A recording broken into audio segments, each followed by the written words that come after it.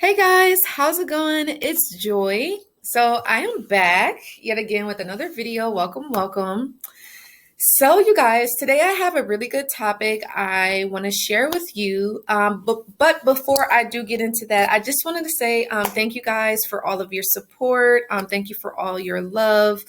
It really does mean a lot. Thank you guys for the subscriptions and leaving comments and leaving donations and getting sessions. Thank you guys. That really does keep me growing, keep me going, and it is truly, truly, truly appreciated. And thank you. Um, but for those of you that don't know me, if this is you guys' first time watching, my name is Joy, and I help people overcome narcissistic abuse. I have been dealing with narcissists since 2010, and since let's open this door. And since 2016, I have been helping people overcome narcissistic abuse. I had an aunt that was a narcissist, and I dealt with a male narc and a borderline. The male narc was for 4 years, and the borderline was for 4 months. So that's just a little bit about me. I'm not going to go too long with the intro, but I did want to just show my appreciation. But let's go ahead and get into it. I want to talk about the main traits of narcissism. I think this is really good to talk about just for awareness, for understanding, and for discovery, especially if you have dealt with a narcissist and maybe you're just kind of having a difficult time understanding what it was that you went through, why, this person treated you this way. This could kind of help you understand the makings of a narcissist and also, not to take it personal, but also kind of start to do work on yourself, self-discovery, and understand again what it is that you're dealing with. So that way you can kind of recognize, a narcissist, if you start dating, anytime soon. A lot of us, we decide we don't want to date, but, for those of you that are out there in the market. But anyway, let's get into it. It's not going to be a long topic, but I did want to say, make sure that you do watch this video the whole way through so that way you don't miss anything. And if you can't watch it the whole way through, make sure that you save it to like a playlist or something, and you can watch it later. And don't forget, you guys, hit that notification bell if you're watching this, if you are not already subscribed. All right, so let's go ahead and get into it. Let's see here. Trying to make this smaller. Okay, so let's go ahead and present. I hope that you guys are having a great day, staying safe out there. All right, so what are the main traits of narcissism when dealing with a narcissist? Let's find out. So some of you guys may want to know what is narcissism, because I understand that a lot of us could be new to this topic, or let's say you've dealt with them before and you just didn't understand what happened. This could be helpful. Or even if you're dealing with one now, maybe this can kind of help you to understand it as well. But narcissism is the pursuit of gratification from vanity or egotistical affirmation of one idealized self-image and attributes.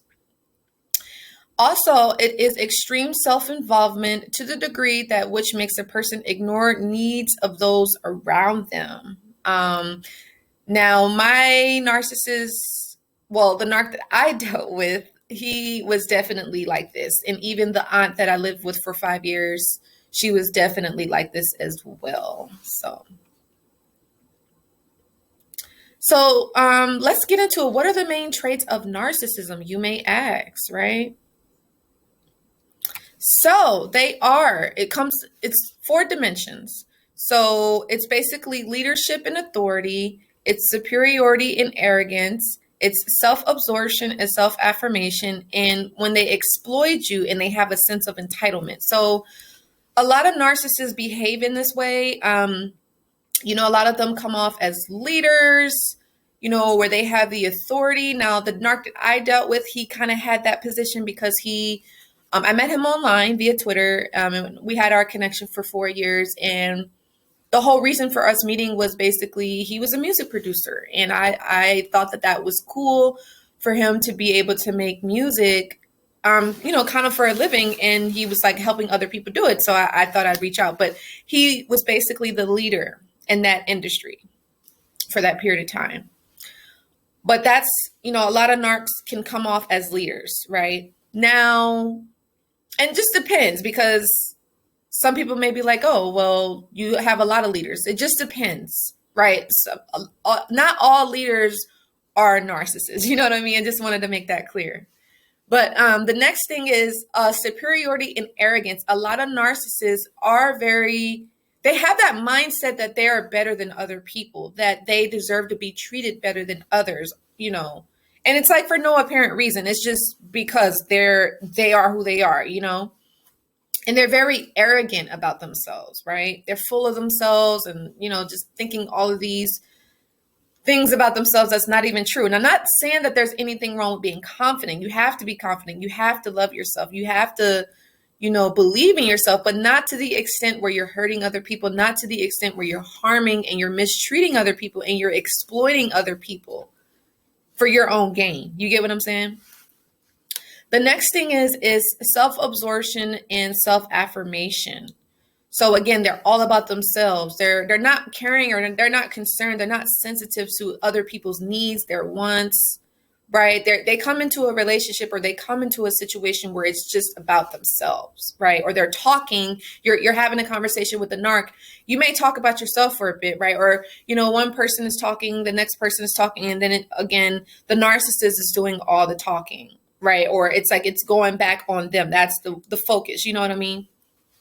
So, and then again, where they're exploiting you, and then they're having this sense of entitlement. They feel like they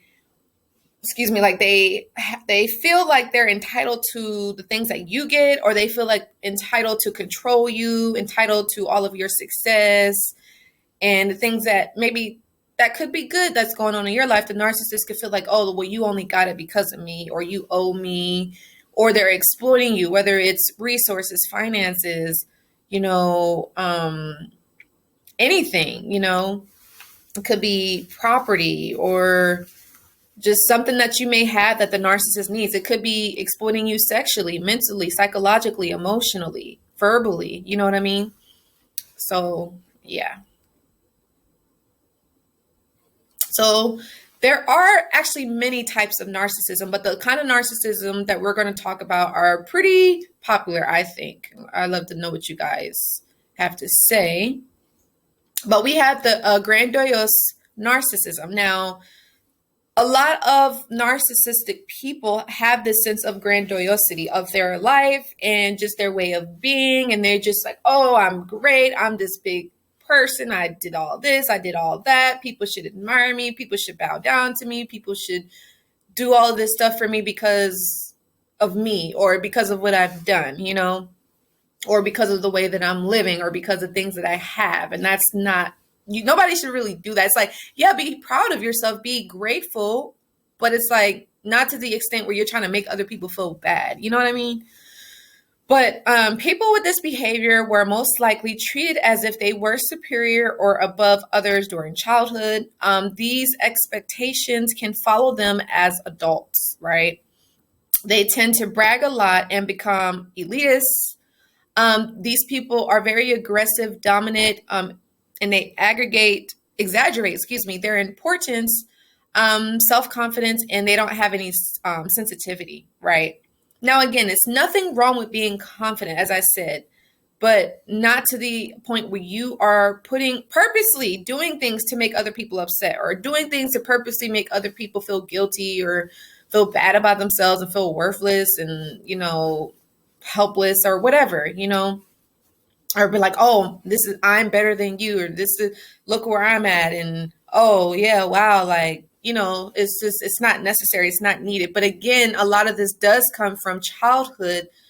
Unfortunately, if the way that you were raised, and you were raised as if, you know, you're better than other people, then, and if you never realize like, hey, that's not cool. Like, everybody's the same. I'm not bigger and better than anybody else. Then you can kind of grow up as an adult, and then you kind of project that onto other people, and you're actually hurting people. You know what I mean? So, yeah. Now, I hope that you guys can see this well. This is a little bright. But we have vulnerable narcissism. Now, the narcissists that I've dealt with, I would believe they were the vulnerable narcissists. And we're going to do another video about this, because I think we can kind of go deeper on this. But Vulnerable narcissism is this behavior is a result of childhood neglect, or this person has been abused by people, right? And these kind of people are much more sensitive. So, or abuse people with this behavior, and they're sensitive. You know what I mean? Also, now when these kind of narcissists do this, it helps them protect them against feelings of inadequacy, even though they feel inferior. You know, they go between feeling inferior and superior, right, to others. And they often feel offended or anxious when you don't treat them special. So again, both of the narcs that I dealt with, and even the borderline, I definitely feel they were the vulnerable narcissists, because I feel like, you know, they could have been neglected or abused as a child, you know, or they could have done this to other people, or they could have seen it happen to others, and they just could have felt like, oh, well, I'm just going to do it. You know what I mean?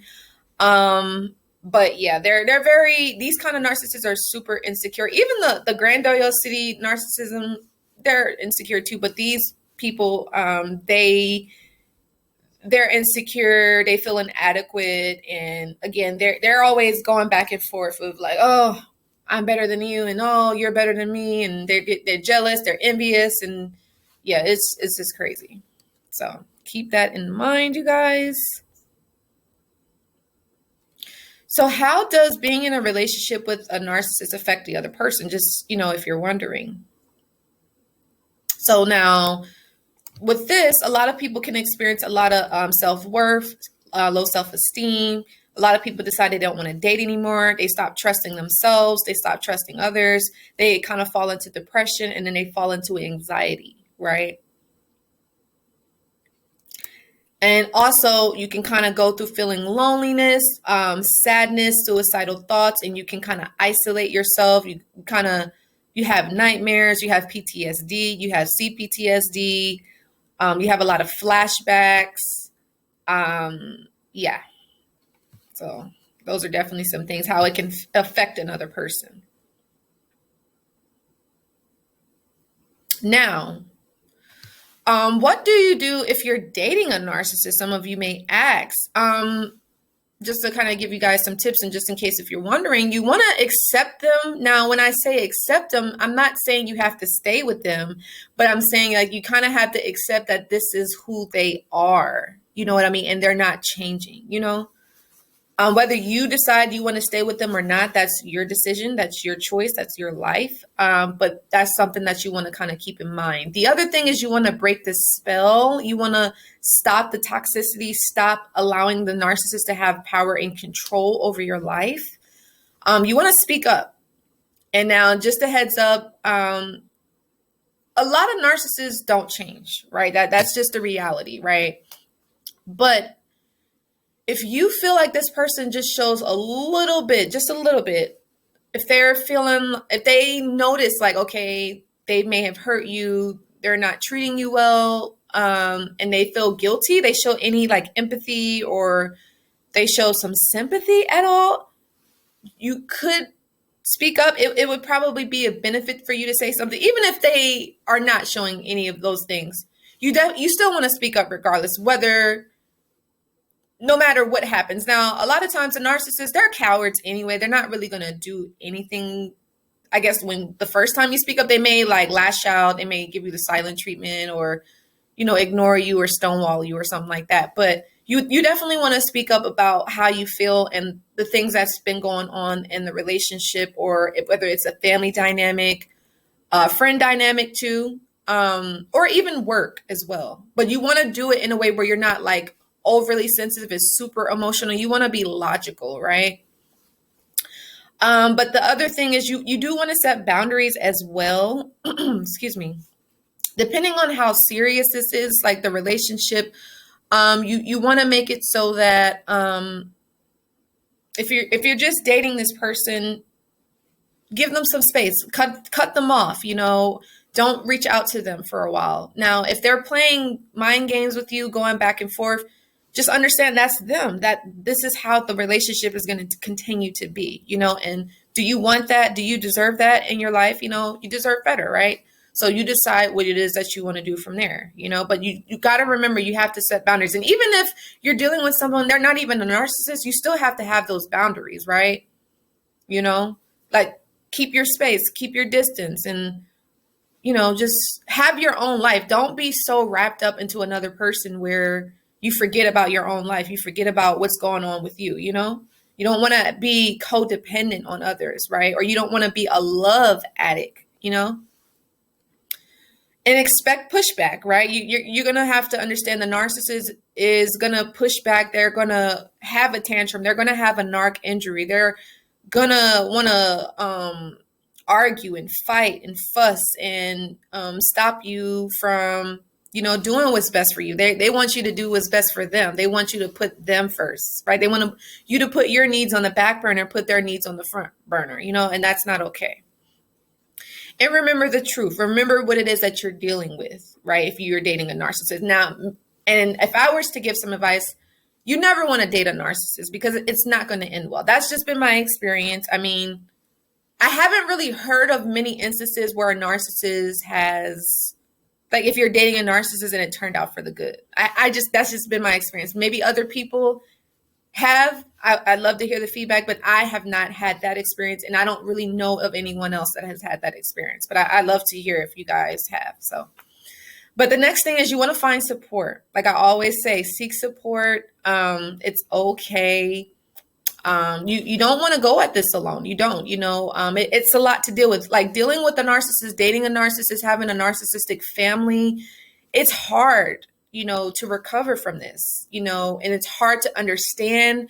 It's hard to grasp everything. And even like, let's say it's been like a year or 2 or 3 years, you still may not understand. You still could feel lost. And the narcissist may be like hoovering you from time to time, but you still could feel like stuck, missing them, wanting to be with them, and you don't know how to move on, right? That's where you want to find and seek support and deal with and talk to people that have dealt with narcissists, like people like myself or other people out there. There's lots of people that you can connect with, right? Definitely seek support, find support, and demand action, right? Now, again, this goes to those that feel like maybe they're a narc or the person that they're dealing with is capable of change. You don't want to force change on people. You know what I mean? You want them to do it because they want to do it, but you have to know your worth. You have to know your value, what you bring to the table when it comes to dating. Say, hey, you're either changing or I'm leaving. If not, all right, that's cool. I'm moving on to the next person. But again, expect that pushback. And I'm going to be honest, unless you have a kid with them or unless you're married to them, I mean, in all cases, like you don't want to necessarily tell the narc that you're leaving. Just kind of keep it in mind like you're playing. You want to kind of, if you're recognizing like, okay, this is a narc, you want to start to plan your escape, because the narcissist is going to do and say anything to stop you from leaving. So yeah, just kind of keep that in your mind. If they're not willing to change, if you kind of like demanded action and they're not doing anything about it, then you kind of know that you want to definitely do what's best for you. So that's all I have, you guys. I hope that this video helps you. If you guys would like to learn more about this narcissism, narcissistic abuse, go ahead and book a one-on-one support session with me. They are very affordable. Or if you would like to learn more about how to overcome narcissistic abuse, I do have my 90-day coaching program. I have my Overcome Narcissistic Abuse, and I have my Turn Your Pain into Power that would like to learn more about how to do what I do, how to turn your pain into power, how to live your life freely, how to go from being an employee to an entrepreneur, right? That's what that coaching program is all about. And just so you guys know, I do have my 50% discount still going on. It actually ends April the 19th, and that's going to be ending next Monday. So if you guys want to look at that, I would love to have you sign up. That's just on this website right here. You can visit livenarcfree.com sessions, or you can go to the 90-day coaching program. Would love to hear from you. You can schedule an appointment, and we can do video chat, one-on-one, Skype, and kind of just go from there. But like I said, I always just want to support you guys in any any in which way that I can. It's always just a blessing, you know? So, yeah, that's pretty much it. And if you guys, if you like my content, you want to support this channel, please feel free. It's always great. If you guys want to donate to the channel, it is at $CoachJoy510, or you can PayPal me at livenarcfree9@gmail.com. Thank you so much for watching, and I'll see you on the next video. And the Zelle is there too for those of you that may use Zelle. But anyway, I love you so much, and live narc free. Bye, guys.